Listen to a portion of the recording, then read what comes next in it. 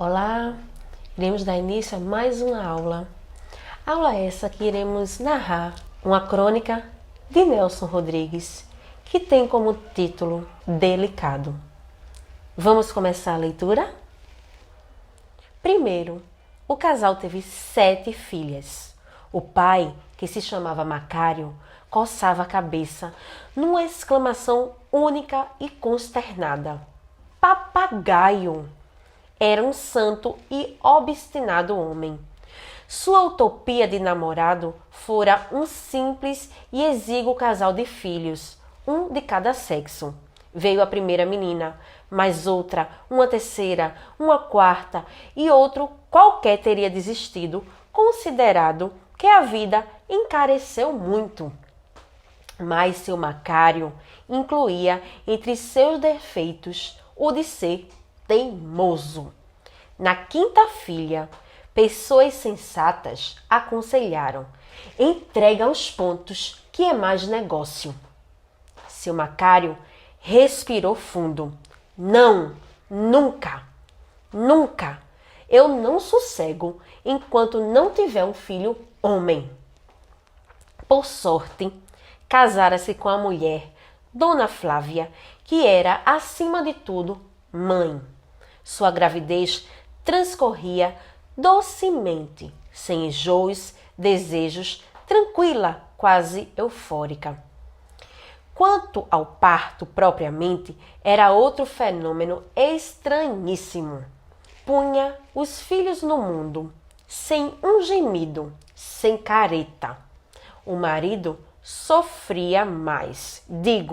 Sofria mais porque o acometia, nessas ocasiões, uma dor de dente apocalíptica, de origem emocional. O caso dava o que pensar, pois Macário tinha na boca uma chapa dupla. Quando nasceu a 7ª filha, o marido arrancou de si um suspiro em profundidade e anunciou: minha mulher, agora vamos fazer a última tentativa. Novo parto. No dia que Dona Flávia ia ter o 8º filho, os nervos de seu Macário estavam em panderecos. Veio chamada às pressas a parteira, que era uma senhora de 130 quilos, baixinha e patusca. A parteira espiou-a com experiência de 1.700 partos e concluiu: não é para já. Ao que mais do que depressa replicou seu Macário: meus dentes estão doendo. E de fato, o grande termômetro em qualquer parto da esposa era a sua dentadura. A parteira duvidou, mas daí a 5 minutos foi chamada outra vez. Houve um incidente de última hora. É que a digna profissional já não sabia onde estavam as luvas. Procura dali e não acha. Com uma tremenda dor de dentes postiços, seu Macário teve de passar-lhe um sabão. Pra que luvas, carambolas? Mania de luvas? Eusébiozinho. Assim nasceu o Eusébiozinho, no parto mais indolor que se possa imaginar. Uma prima solteirona veio perguntar, sôfrega: levou algum ponto? Ralharam, sossega o periquito. O fato é que seu Macário atingira em cheio o seu ideal de pai.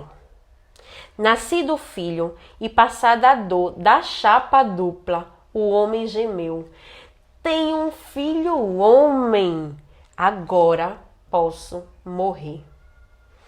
E de fato, 48 horas depois, estava almoçando quando desaba com a cabeça no prato. Um derrame fulminante antes da sobremesa. Para Dona Flávia, foi um desgosto pavoroso. Chorou, bateu com a cabeça nas paredes, teve que ser subjugada e, na realidade, só sossegava na hora de dar o peito. Então, assoava-se e dizia à pessoa mais próxima: traz o Eusébiozinho, que é hora de mamar. Flor de rapaz. Eusébiozinho criou-se agarrado às saias da mãe, das irmãs, das tias, das vizinhas. Desde criança, só gostava de companhias femininas. Qualquer homem infundia-lhe terror. De resto, a mãe e as irmãs o segregavam dos outros meninos. Recomendavam: brinca só com as meninas, ouviu? Menino diz nomes feios. O fato é que, num lar que era bastilha de mulheres, ele atingiu os 16 anos sem ter jamais proferido um nome feio ou tentado um cigarro. Não se podia desejar maior doçura de modos, ideias, sentimentos. Era adorado em casa, inclusive pelas criadas. As irmãs não se casavam porque deveres matrimoniais viriam a afastá-las do rapaz. E tudo continuaria assim. No melhor dos mundos, se, de repente, não acontecesse um imprevisto. O tio vem visitar a família e pergunta: você tem namorada? Não. Nem teve? Nem tive. Foi o bastante. O velho quase pôs a casa abaixo. Assombrou aquelas mulheres transidas com vaticínios mais funestros. Vocês estão querendo ver a caveira do rapaz? Virou-se para Dona Flávia. Isso é um crime, ouviu? É um crime o que vocês estão fazendo com esse rapaz. Vem cá, Eusébio, vem cá. Implacável, submeteu o sobrinho a uma exibição. Apontava: e isso é jeito de homem, é? Esse rapaz tem que casar rápido. Problema matrimonial. Quando o tio despediu-se, o pânico estava espalhado na família. Mãe, filhas se entreolharam. É mesmo, nós temos sido muito egoístas. Nós não pensamos no Eusébiozinho. Quanto ao rapaz, tremia no canto. Ressentido, ainda com a franqueza bestial do tio, bufou. Está muito bem assim. A verdade é que já o apavorava a perspectiva de qualquer mudança numa vida tão doce. Mas a mãe chorou e replicou: não, meu filho, seu tio tem razão. Você precisa casar sim. Antônio Eusébiozinho olha em torno, mas não encontrou apoio. Então, espavorido, ele pergunta: casar pra quê? Por quê? E vocês? Interpela as irmãs: por que vocês não se casaram? A resposta foi vaga, insatisfatória. Mulher é outra coisa, diferente. A namorada. Houve então uma conspiração quase intencional de mulheres. Mãe, irmãs, tias, vizinhas desandaram a procurar uma namorada para Eusébiozinho. Entre várias pequenas possíveis, acabaram descobrindo uma. E o patético é que o principal interessado não foi ouvido nem cheirado. Um belo dia, é apresentado a Iracema, uma menina de 17 anos, mas que tinha umas cadeiras de mulher casada. Cheia de corpo, um olhar rutilante, lábios grossos, ela produziu inicialmente uma sensação de terror no rapaz. Tinha os modos desenvoltos que o esmagavam. E começou o idílio, mais estranho do que a memória.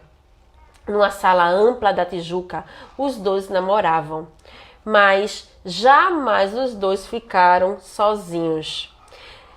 De 10 a 15 mulheres formavam a seleta e ávida assistência do romance. Eusébiozinho, estatelado numa inibição mortal e materialmente incapaz de segurar na mão de Iracema. Essa, por sua vez, era outra constrangida. Quem deu o remédio à situação ainda uma vez foi o inconveniente e destemperado tio. Viu o pessoal feminino controlando o namoro. Explodiu. Vocês acham que alguém pode namorar com uma assistência de Fla-Flu? Vamos deixar os dois sozinhos, ora bolas. Ocorreu então o seguinte. Sozinha com o namorado, Iracema atirou-lhe um beijo no pescoço. O desgraçado crispou-se eletrizado. Não faz assim que eu sinto cócegas. O vestido de noiva. Começaram os preparativos para o casamento. Um dia, Iracema apareceu, frenética, desfraldando uma revista. Descobrira uma coisa espetacular e quase esfregou aquilo na cara do Eusébiozinho. Não era bacana esse modelo? A reação do rapaz foi surpreendente. Se Iracema gostara do figurino, ele, muito mais, tomou-se de fanatismo pela gravura. Que beleza, meu Deus, que maravilha! Houve, aliás, unanimidade feroz. Todos aprovaram o modelo que fascinava Iracema. Então, a mãe e as irmãs do rapaz resolveram dar aquele vestido à pequena. E mais, resolveram elas mesmas confeccionar. Compraram metros e metros de fazenda. Com um encanto, um elan tremendo, começaram a fazer o vestido. Cada qual se dedicava à sua tarefa, como se cosesse para si mesma. Ninguém ali, no entanto, parecia tão interessado quanto Eusébiozinho. Sentava-se ao lado da mãe e das irmãs, num deslumbramento. Mas como é bonito, como é lindo! E seu enlevo era tanto que uma vizinha, muito sem cerimônia, brincou. Parece até que Eusébiozinho que vai vestir esse negócio. O ladrão. Uns 4 dias antes do casamento, o vestido estava pronto. Meditativo, Eusébiozinho suspirava. A coisa mais bonita do mundo é uma noiva. Muito bem, passa-se mais um dia e, súbito, há naquela casa o alarme. Desapareceu o vestido da noiva. Foi um tumulto de mulheres, puseram a casa de pernas para o ar e nada. Era óbvia a conclusão, alguém roubou. E como faltavam poucos dias para o casamento, sugeriram à desesperada Iracema: o golpe é casar sem vestido de noiva. Para quê? Ela se insultou. Casar sem vestido de noiva? Uma pinóia. Pois sim, chamaram até a polícia. O mistério era a verdade alucinante. Quem poderia ter interesse num vestido de noiva? Todas as investigações resultaram inúteis e só descobriram o ladrão quando, 2 dias depois, pela manhã, Dona Flávia acorda e dá com aquele vulto branco suspenso no corredor. Vestido de noiva, com véu e grinalda. Enforcara-se Eusébiozinho, deixando o seguinte e doloroso bilhete: quero ser enterrado assim. E assim acaba a crônica de Nelson Rodrigues, escrita na década de 50 para o jornal no Rio de Janeiro, em uma coletânea de crônicas que se chamava A Vida Como Ela É. E para começar a explicar um pouco as nuances dessa crônica, eu irei convidar o meu querido amigo João Pereira, psicólogo, que vai fazer essa leitura mais psicológica do conto. E assim, depois dessa análise mais profunda de Eusébiozinho e suas relações interpessoais, nós iremos adentrar na parte linguística e na parte da língua portuguesa com vocês. Fiquem agora com a explicação de João Henrique Pereira.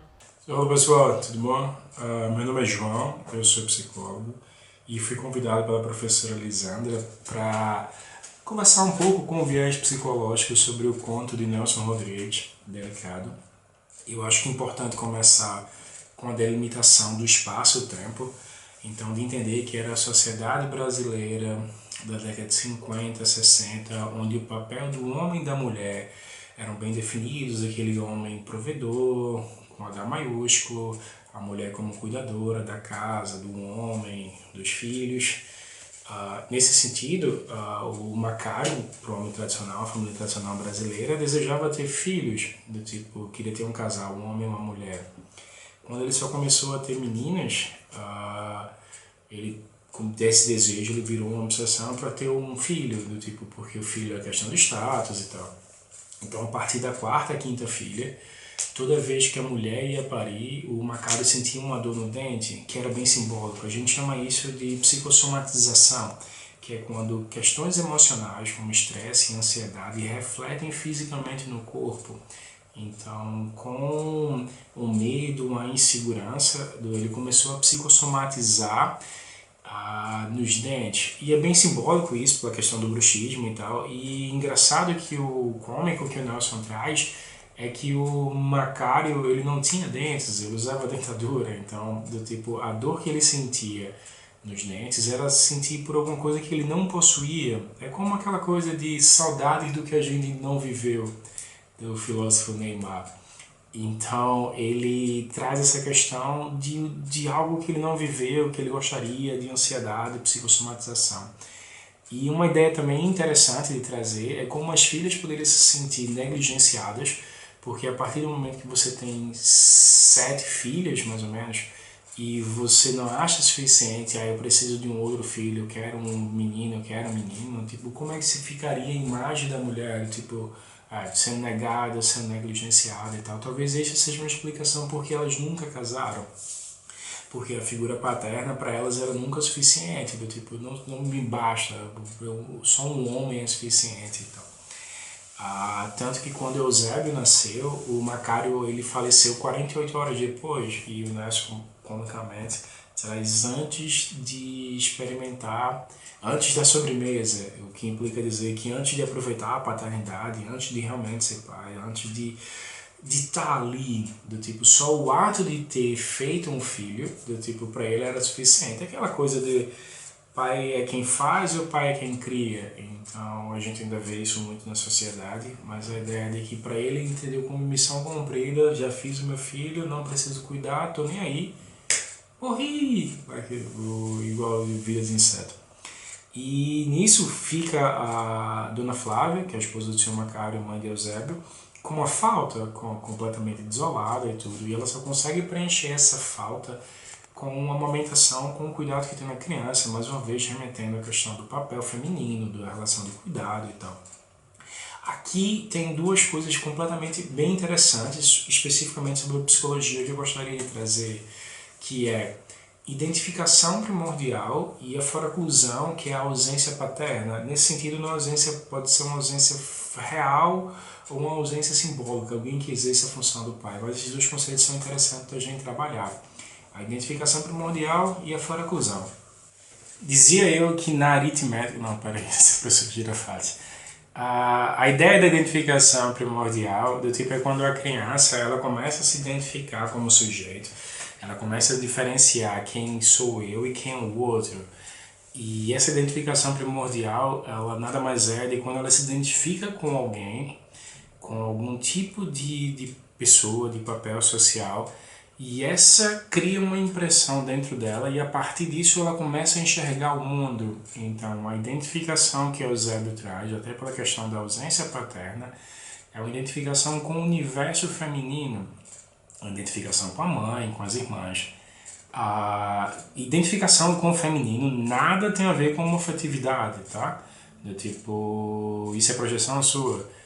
A identificação com o feminino são questão com os papéis, são questão de relação de cuidado, de outras coisas, não ao fim de desejo. Tanto que as irmãs e a mãe não demonstram nenhum desejo pela questão de homens, não casaram de novo, enfim. E Eusébio, ele tem terror de homem, então, tipo, é uma identificação com o feminino, não com uma afetividade.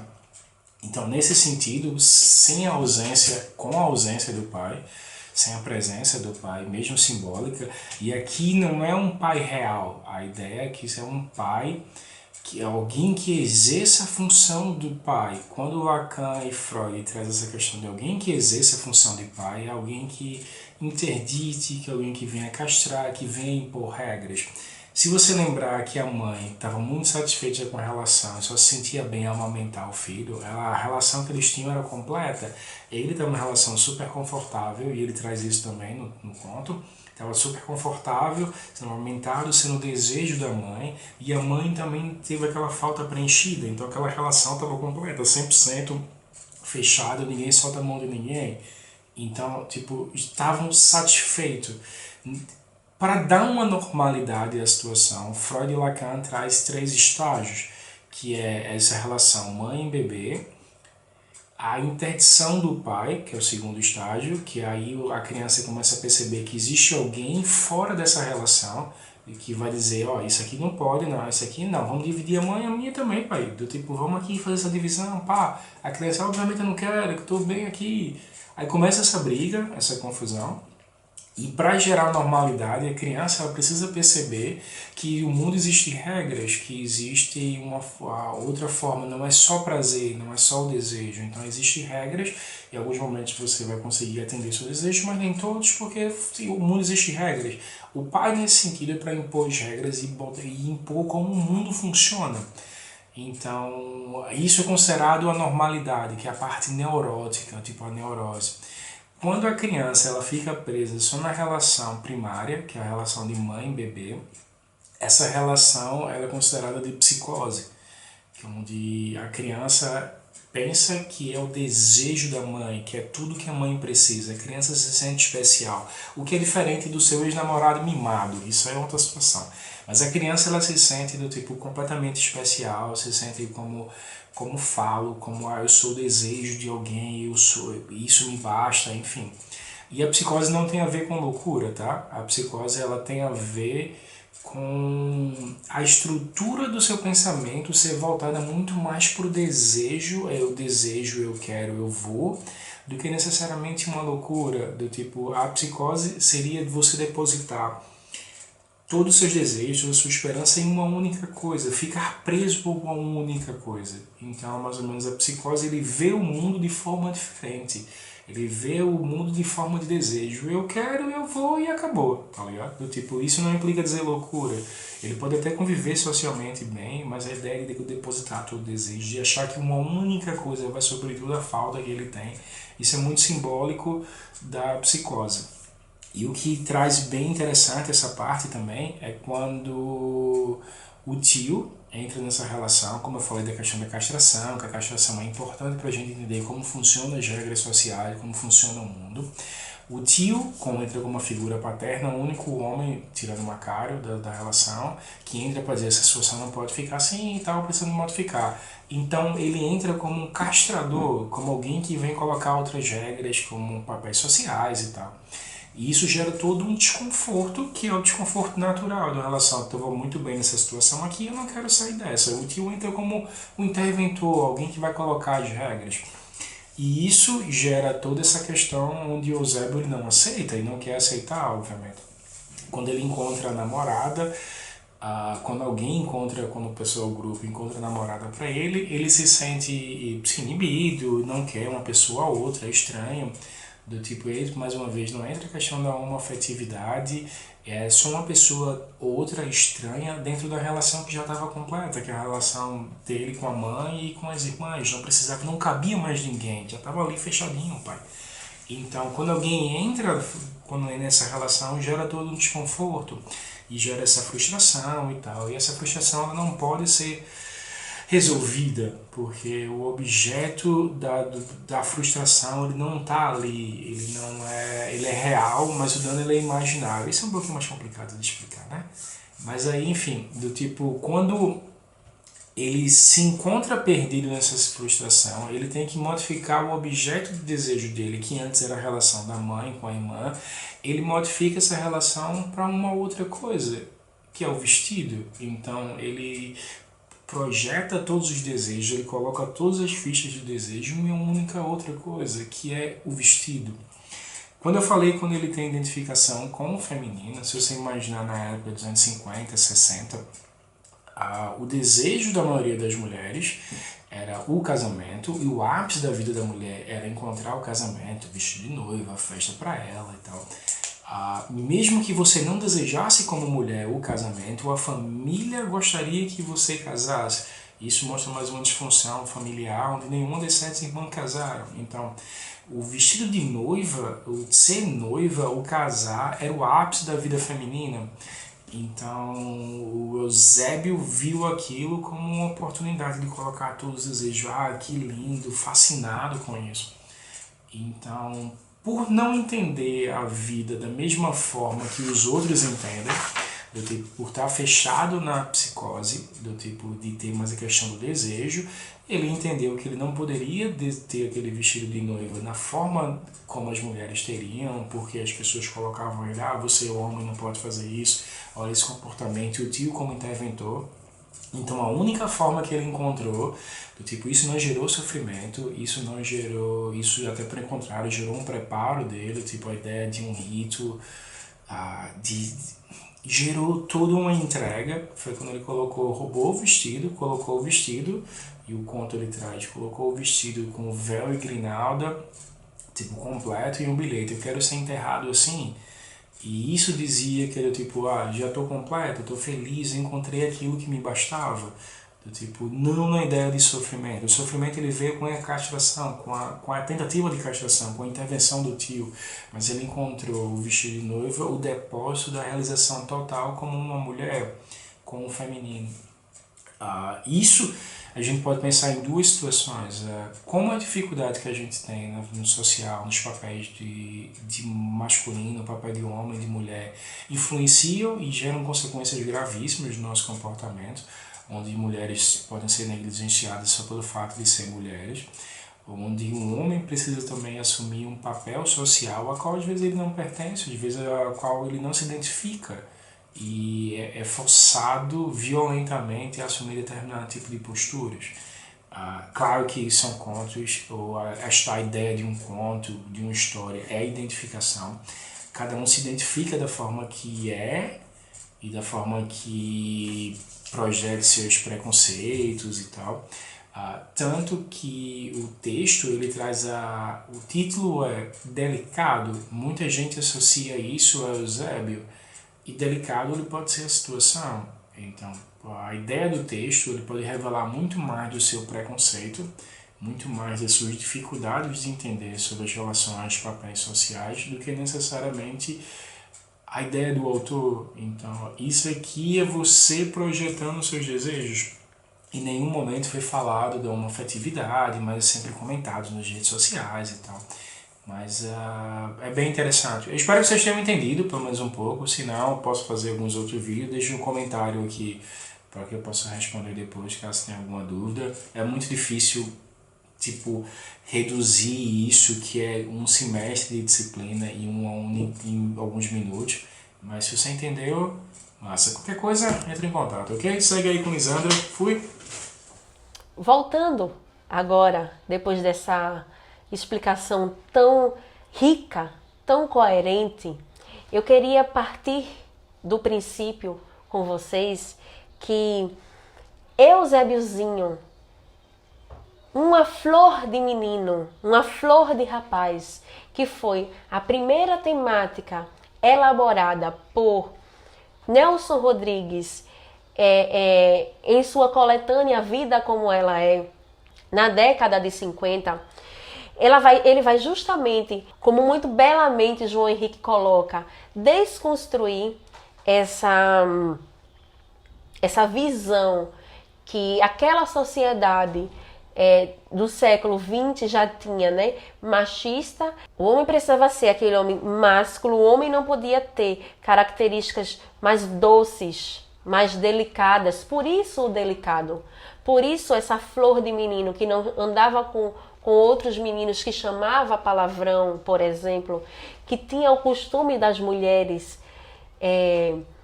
bem como o João Henrique também trouxe para mim, não foi pauta ali ainda de Nelson Rodrigues no conto a homoafetividade. Isso está no olhar preconceituoso de quem lê a crônica naquele momento, porque acredita que quem não tem desejo pelo casamento com 16 anos, né, que não está preparado para o casamento, já está programado para outros tipos de relações. Mas e se tivesse? Se esse fosse o desejo de Eusébiozinho? E vocês bem viram com João Pereira que Eusébiozinho trocou os seus desejos que estavam ali escondidos pelo vestido de noiva, né? E aí, gente, tudo isso já foi abordado muito especificamente por João. Eu quero trazer para vocês agora algumas tendências mais profundas da parte da língua portuguesa para vocês. Eu trouxe essa questão do título para vocês, que de início, na primeira publicação, e explicando agora o tema da nossa aula, Nelson Rodrigues ele vai trazer uma flor de rapaz, e nas publicações posteriores ele troca esse título, uma flor de rapaz, por delicado, né? Ele acha que fica mais coerente, e tanto o delicado como a flor de rapaz não se trata especificamente do homem homoafetivo, mas sim desse homem delicado que vê o mundo por um outro olhar. Essa é a perspectiva de Nelson. Ele quer desconstruir essa visão machista que a sociedade impõe ao homem, ok? E aí, olhando e seguindo um pouco mais, é compreender e aceitar a diversidade inerente a cada um de nós, né? Como eu me vejo como ser humano, as construções que me fizeram ser quem eu sou, e como eu me vejo dentro dessa sociedade que talvez não vá me aceitar. Só para que eu possa fechar essa visão e essa análise que João bem nos trouxe, não é a intenção de Nelson Rodrigues levantar a bandeira da homoafetividade ou levantar a bandeira da inferiorização da mulher ou do... O que Nelson quer defender é que a gente deve ser quem a gente quer ser, não é? Que as diversidades elas precisam ser respeitadas, porque a vontade de Eusébiozinho não foi respeitada dentro daquele seio familiar, dentro daquela sociedade que ele estava inserido. Por ele não ter voz, ele comete o suicídio. A sua vontade foi feita, né, quando ele coloca aquele vestido de noiva e ele se mata. E aí é quando ele fala: eu gostaria de ser enterrado dessa forma. Essa é a minha vontade. Estamos no Setembro Amarelo, no mês contra o suicídio. E aí vou fazer um pequeno apelo nessa minha fala inicial, que a gente possa olhar para o outro, enxergar o outro como ele é e deixar que o outro possa verbalizar, que nós possamos ser ouvidos de acolhimento, né? Que nós possamos entender que o outro ele não é igual, ele não tem a mesma história que a nossa, não é? Nós vivemos um país, num mundo em que ninguém é obrigado a seguir a mesma coisa que você. Nosso país ele é laico. O que quer dizer isso, professora? Quer dizer que ninguém é obrigado a ter a sua religião. E a gente precisa respeitar a decisão do outro. Não é isso? E aí, seguindo um pouco mais, eu queria, antes de finalizar toda essa parte social, eu queria trazer para a parte linguística, para a parte da língua portuguesa, porque o texto de Nelson Falcão Rodrigues, né?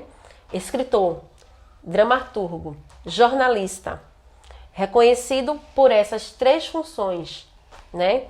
Filho também de jornalista, nascido em Recife, mas que depois foi morar no Rio de Janeiro, um apaixonado por futebol, um homem comum que falou nos seus textos de forma cotidiana, de forma simples e de forma coloquial. A intenção de Nelson Rodrigues com a sua linguagem era ser o mais próximo da realidade possível. E aí, muitos vão dizer que a linguagem de Nelson Rodrigues, ela se assemelhava ao erotismo ou à pornografia, porque ele trazia alguns termos chulos que chocaram aquela época, ao leitor daquela época. E aí isso causou muita polêmica e censura, porque em 1950, 1960, Nelson vai fazer parte da 3ª geração modernista dos autores de 1945 em diante. Alguns vão dizer que é a 3ª geração modernista, outros vão dizer que já na contemporaneidade, né? Quem assistiu a aula de Clarice vai entender um pouco disso que eu estou falando. Ele está nesse mesmo hall de autores. Nelson também, ele vai subverter o teatro, porque na dramaturgia ele vai trazer justamente essa simplicidade formal, e ele vai trazer alguns tons psicológicos para a sua obra, que vai fazer com que quem está assistindo seja quem, vamos dizer, critica o personagem. Por exemplo, eu critico Eusébio, mas ao mesmo tempo eu o aceito. Eu critico o comportamento de Eusébio, mas ao mesmo tempo eu o acolho. Entendem mais ou menos o que é que ele consegue fazer com a mente de quem está lendo? Então, e aí esse estilo de linguagem coloquial para escrever vai nos trazer um elemento linguístico muito rico, porque Nelson ele vai utilizar bastante as pontuações para nos aproximar das emoções. Nesse texto, inclusive, ele vai fazer muito uso da exclamação, muito uso das vírgulas, dos 2 pontos. E aí eu vou trazer um pouquinho para vocês alguns exemplos de cada uma dessas pontuações, para que a gente estude um pouco sobre pontuação. E aí, professora, para que serve a pontuação? Gente, primeiro, os sinais de pontuação no geral vai servir para representar as pausas numa fala, né? Vai servir para representar a entonação de quando a gente está lendo um texto, né? Então, assim, na fala, na escrita, a pontuação ela é de extrema importância para que quem está nos ouvindo e lendo consiga compreender aquilo que está sendo colocado. E aí eu trouxe para vocês o primeiro exemplo de ponto, que seria o ponto de exclamação. Depois de frases que expressem sentimentos distintos de entusiasmo, surpresa, súplica, horror. E aí eu trouxe uma frase muito interessante do texto, que é quando o pai de Eusébio vai colocar: não, nunca, nunca, eu não sossego enquanto não tiver um filho homem. Vejam como o ponto de exclamação, ele aí vai se repetir 3 vezes, e como ele vai denotar esses sentimentos, né, de seu Macário, ok? Então fica aí para vocês o que o ponto de exclamação ele pode significar. Os 2 pontos. Quando você vai fazer uma citação direta, introduz os 2 pontos. Ao que mais do que depressa, replicou seu Macário. 2 pontos. Meus dentes estão doendo. Percebem que os 2 pontos estão dando início à fala de uma personagem. Além desses 2 pontos, percebam o uso de um outro sinal de pontuação aí, que é o travessão. Esse travessão aí está sendo usado para dar início a um diálogo. tanto é a fala de um personagem isolado, quanto a troca de falas, que vocês podem voltar no texto e perceber que quando o personagem fala e o outro vai falar também, você usa travessões, travessões e travessões, ok? Vamos falar agora do ponto final, que é utilizado para dar uma pausa total na frase ou para abreviaturas. Vamos ver. Primeiro exemplo. Era um santo e obstinado homem. Ponto. Pausa total na frase. Segundo exemplo. No dia que Dona Flávia ia ter o 8º filho. Vejam que o ponto foi usado aí numa abreviatura do D, que era o Dona, certo? A vírgula. Gente, eu só vou trazer 2 exemplos do uso da vírgula hoje. A vírgula tem N exemplos, inclusive dentro do texto também vão ter vários exemplos. Hoje eu só vou trazer na aula 2 exemplos, ok? Que será a vírgula com a função de separar itens de uma mesma função sintática. Como assim? Vamos observar. No primeiro exemplo. Mãe, irmãs, tias e vizinhas. Mãe, vírgula, irmãs, vírgula, tias, vírgula, vizinhas, desandaram a procurar uma namorada para o Eusébiozinho. Vejam que mãe, irmãs, tias e vizinhas têm a mesma função sintática aí, que seria de sujeito, ok? Então, a vírgula aí está separando termos da oração que têm a mesma função. Segundo exemplo, a vírgula para separar um aposto. O pai, vírgula, que se chamava Macário. O que é um aposto? É quando você tem aí um sujeito, um elemento, e você vai ter um outro elemento explicando aquele sujeito que vem após ele, certo? Aposto a ele. Eu digo, Lisandra, professora de língua portuguesa, aposto a Lisandra, ok? Então, Lisandra, vírgula, professora de língua portuguesa, vírgula, apresentou a aula aos alunos. Deu para entender o uso da vírgula? Espero que sim. Eu queria trazer para vocês, já falamos sobre as tendências machistas, tendências psicológicas dentro desse conto. E eu queria trazer para vocês agora essa questão da desaceitação social, que está muito impregnado. Se porventura Eusébiozinho não foi deixado explícito no texto, mas se porventura o desejo de Eusébiozinho fosse se relacionar com uma pessoa do mesmo sexo, com uma sociedade, e aquelas mulheres veriam Eusébiozinho, não é? E aí, gente, primeiro eu quero trazer para vocês o significado da palavra homofobia. Ato ou manifestação de ódio ou rejeição aos homossexuais, lésbicas, bissexuais, travestis e transexuais. Segundo pesquisa feita pela ONG, a cada 20 horas um LGBT morre no Brasil por serem LGBTs. Aí eu vou mostrar esse gráfico a vocês, dos números da LGBTfobia, né? O grupo também registrou o aumento de 30% nas mortes de LGBTs em 2017, quando 445 pessoas foram mortas em relação ao ano de 2016, o ano em que 343 mortes foram motivadas por LGBTfobia. E aí, ó, vejam que aqui nesse gráfico que eu coloquei para vocês, a cada 19 horas um LGBT é assassinado vítima da homotransfobia. Aí vejam, das 445 mortes que foram registradas em 2017, né, nós vamos ter 12 de heterossexuais, 43 lésbicas, 191 mortes trans, 5 bissexuais, 194 eram gays, né? E aí a gente vai ver aí, ó, maiores notificações de homicídios e suicídios LGBTs em 2017 em termos absolutos. A gente vai ter São Paulo, Minas Gerais, Bahia e Ceará. São Paulo liderando, né?